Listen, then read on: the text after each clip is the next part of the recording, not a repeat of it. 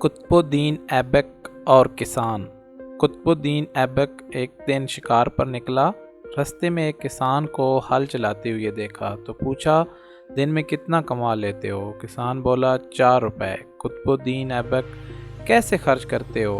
کسان، 1 روپیہ خود پر، 1 قرض دیتا ہوں، 1 قرض اتار دیتا ہوں اور 1 روپے کو کنویں میں پھینک دیتا ہوں۔